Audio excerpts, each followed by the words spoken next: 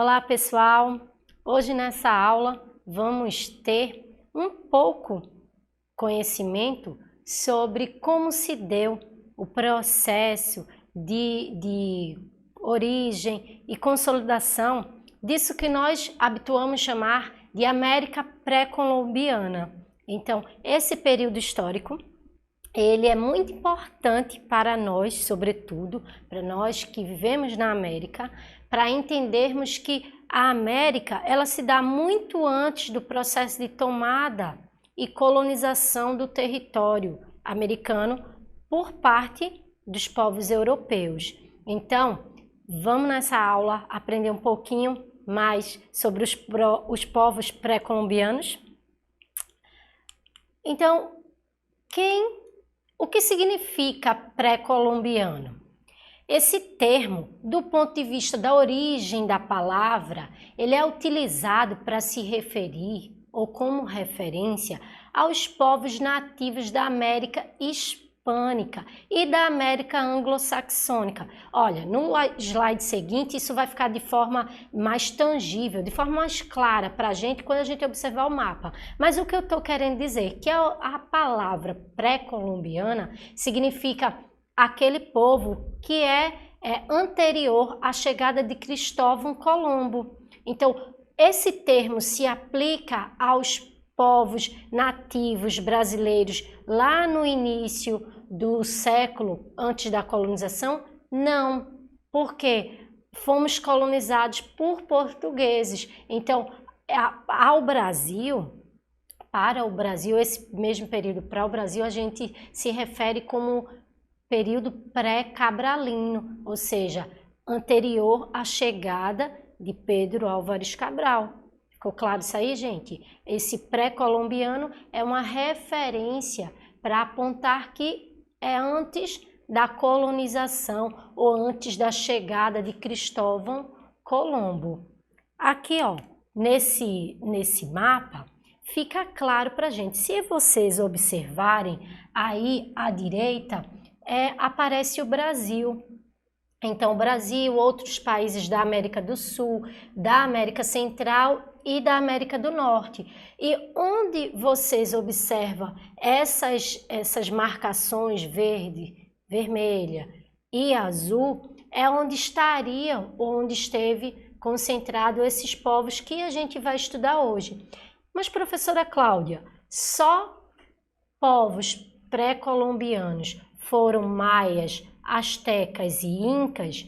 Não. No entanto, foram as civilizações mais prósperas, foram as civilizações maiores e que concentraram na chegada dos europeus grande parte concentravam, quando da chegada dos europeus, grande parte do território que foi ocupado. Por isso é que essas civilizações, elas são mais estudadas. No entanto, não quer dizer que apenas elas existiram ou que só elas existiram. Então, observem aí o território onde elas ocuparam, o nosso país onde ele está. Então, à esquerda do vídeo, vocês observam que são países que estão na América do Sul, também na América Central e na América do Norte. Por isso que eles levam o nome de pré-colombiano, certo?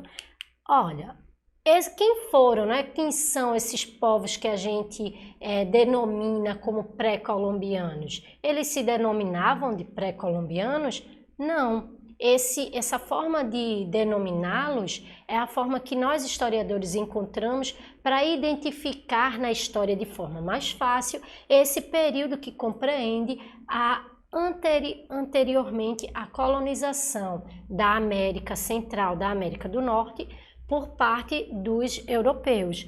Então, como falei anteriormente, entre as culturas pré-colombianas nós podemos encontrar incas, astecas, maias, aimaras, ticunas, nazcas e muitas outras, porque no processo de evolução histórica, muitos povos como incas, como astecas, como maias, que eram grandes civilizações, foram dominando esses outros povos e subjugando, ou seja, anexando-os aos seus territórios. Então, muitas culturas muitos traços da cultura maia, inca e asteca que conhecemos também originam-se de outras culturas que foram dominadas por esses grandes povos.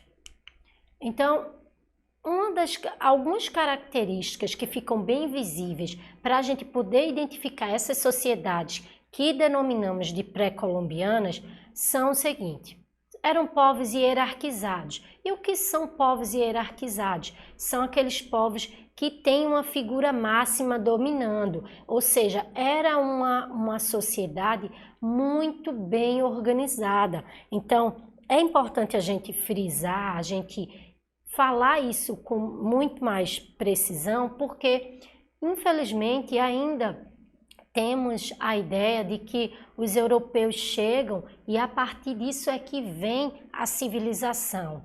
Não é dessa forma. Quando a gente vai estudar a história dessas sociedades, a gente observa que eram povos organizados culturalmente, organizados socialmente. E quando a gente fala em hierarquização, é que tinha um chefe maior comandando todos. A partir desse chefe maior se dava toda a organização daquela sociedade. Então eles não viviam de forma primitiva, como a história nos mostrou por muito tempo. Eles não viviam desorganizados. Pelo contrário, eles tinham um sistema de organização social muito próximo do que nós conhecemos. É claro que com suas especificidades, ou seja, com suas características próprias. Outra característica dessas sociedades é a agricultura. Eram povos sedentários. E o que significa, professora?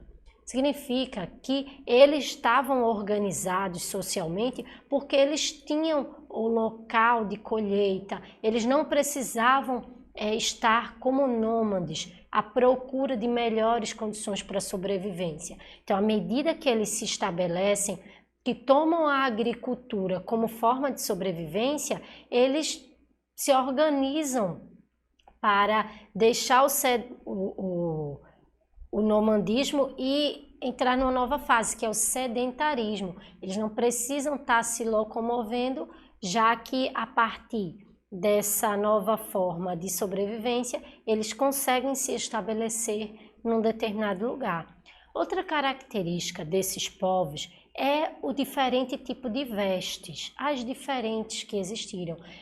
E o que isso quer dizer? É um traço cultural, pessoal, porque a veste, ou seja, a forma como eles se vestiam, caracterizavam os níveis de sua sociedade. Então, os nobres, quem comandava o Estado, os guerreiros, as vestes eram uma forma de divisão, né? Divisão social. Se hoje a gente vê que para uma pessoa, para a gente observar, entre aspas, né? Assim, de forma muito grosseiramente, o poder aquisitivo de uma pessoa, a gente observa pelos objetos que ela apresenta, de forma muito grosseira, né?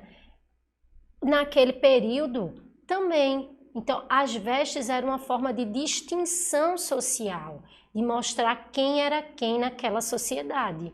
Então, um sacerdote não ia se vestir igual a um nobre, um agricultor não ia se vestir, não ia se vestir igual ao comandante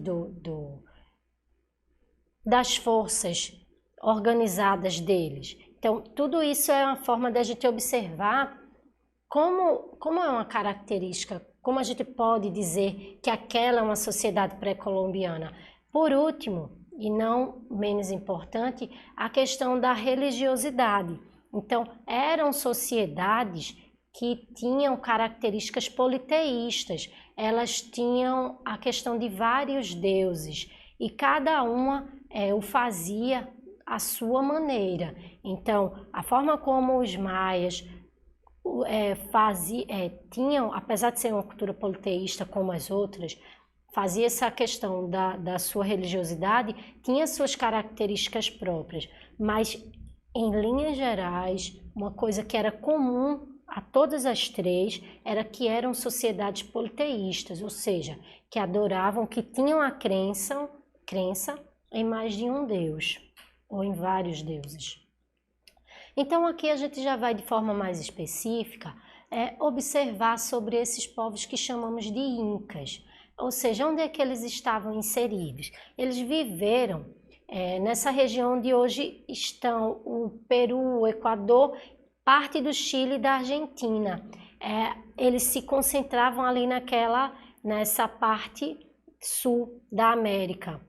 Algumas das suas características culturais se dava a partir da gastronomia, ou seja, plantação de milho, eles domesticaram animais como ilhama. Através desses animais, eles obtinham lã, leite, carne e utilizavam de diversas maneiras. Então, isso é uma característica desse povo, dos incas. Eles também realizavam festividades a cada mudança de estação. Eles tinham essa característica. Ah, professora, e os outros não tinham? Cada um tinha. Eles tinham traço em comum, claro, mas cada um à sua maneira, com sua especificidade diferente.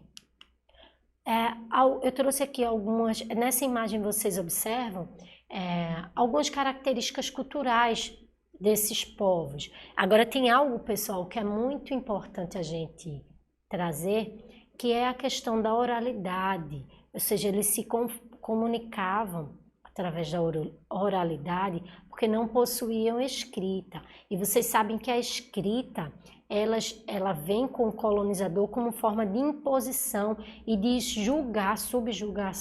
julgamento dos povos dominados. Então, é uma característica que nos aponta também uma das questões que propiciaram a colonização ou o domínio desses povos. Não só a questão do domínio do fogo, das armas que tinham os europeus, mas também outros elementos contribuíram para esse processo de subjugamento por parte dos europeus. As máscaras, eles organizavam também máscaras funerais, oferendas, tudo isso era uma característica que a gente observa como característica cultural desses povos que denominamos de incas. Já os povos maias, observem que os incas estavam nessa região onde hoje compreende Peru, Equador, Chile e Argentina. Já os maias não. Os maias se estabeleceram onde atualmente é o sul do México, da Guatemala, Belize e de Honduras. Então, observem que são regiões diferentes. Logo, a gente já sabe que nesse processo de sedentarismo que o homem passou, ele foi procurando espaços onde ele poderia sobreviver e assim foram os grupos sociais se estabelecendo. Assim, os povos maias se estabeleceram nessa localidade aí e eles tinham como características gastronômicas o cultivo do milho, do tabaco, do algodão também, e também um sofisticado sistema numérico que ajudava, por exemplo, na cobrança de impostos, porque eles tinham um sistema organizado de cobrança de impostos. Tinha uma arquitetura grandiosa que ainda hoje a gente consegue observar pelos sítios históricos encontrados ou por essas sociedades que deixaram, né, na história seus traços culturais, como a arquitetura. Esses povos maias tratavam a astronomia de forma muito ampla, então eles possuíam um domínio da astronomia.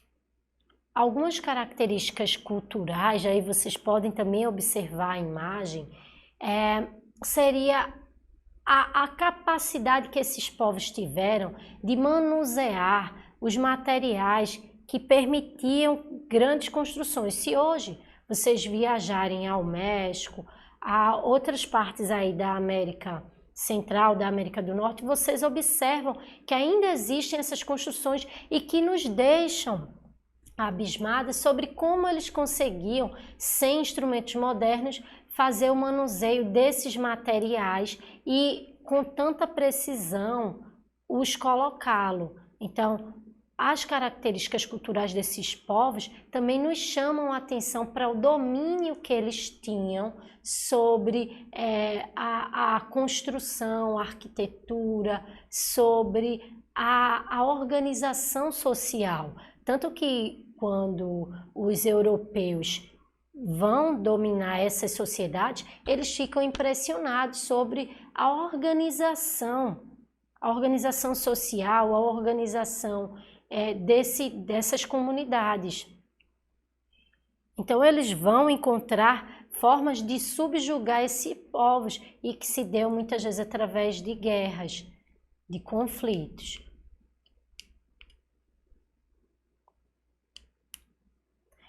Os povos astecas, eles viviam originalmente ali no norte do atual México, onde hoje está o México. Observem que os maias estavam ao sul. Aí ao sul eles também estavam onde está Honduras e outros países. Mas os astecas, eles viviam originalmente no norte, ao norte, de onde hoje está o México. Esse povo se organizava como um império. Cobrava também tributos, impostos dos povos subjugados. Eles tinham, digamos que eles tinham conflitos internos e os povos que venciam tinham o poder de subjugar esses povos vencidos e, através disso, organizar um sistema de dominação através da cobrança de tributos, de trabalho desses povos subjugados. Eles cultivavam, entre outras coisas, amendoim, milho, dominavam o cultivo de tomate, de cacau, feijão, pimenta, entre outros. E não apenas dominavam o cultivo desses alimentos, como eles também comercializavam. Eles tinham um artesanato próprio e isso era uma forma de interação com populações vizinhas. Então observem que, apesar desses três povos terem características muito comuns, como politeísmo, como agricultura, eles tinham características também muito próprias, cada um à sua maneira. Então, a característica cultural mais forte do povo asteca era a linguagem, que era tanto pictórica quanto hieroglífica. E o que significa, professora, isso? São aquelas formas de linguagem ou de comunicação através dos desenhos, dos símbolos e sons para fabricar ou transmitir alguma mensagem. Ou seja, o desenvolvimento da escrita entre os povos astecas, ele não teve apenas um caráter funcional para a utilização e comercialização. Não, é uma característica muito própria dos povos astecas a utilização desses elementos de comunicação como forma de interação entre eles. Então, diferente dos incas, que não desenvolveram a escrita, mas tinham um processo de oralidade muito forte, esses povos aqui, eles tinham uma linguagem representativa, simbólica, muito forte, que para eles não tinha apenas uma utilidade funcional. Nessa imagem aí vocês observam um guerreiro asteca. Então, observem que eram sociedades que já tinham sua organização e que foram mudadas de forma abrupta, de forma assim radical, pela cultura do colonizador, que vai impor como elas deveriam seguir. E isso, por sua vez, vai acarretar na extinção de diversas características de diversos povos.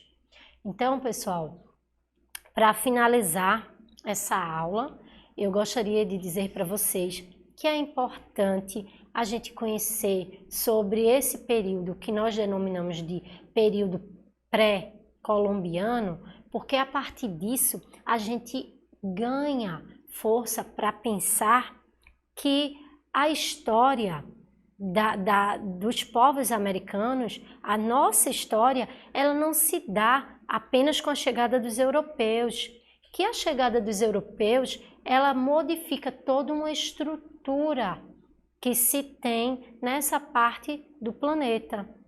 Então, durante muito tempo, foi-se pensado que a civilização da América, por exemplo, se dava com a chegada desses europeus, que seriam povos evoluídos. E, com o passar do tempo, os estudos foram nos apontando que, pelo contrário, as sociedades já tinham sua organização, já viviam de forma organizativa, e que o que os europeus chegam e trazem com sua dominação são as diversas formas de modificação nas culturas e nos povos. Por isso, eu gostaria de convidar vocês para entender mais sobre esse universo desses povos pré-colombianos, desses povos pré-cabralinos, por exemplo, para saber sobre a nossa origem, muito antes desse domínio e colonização europeu.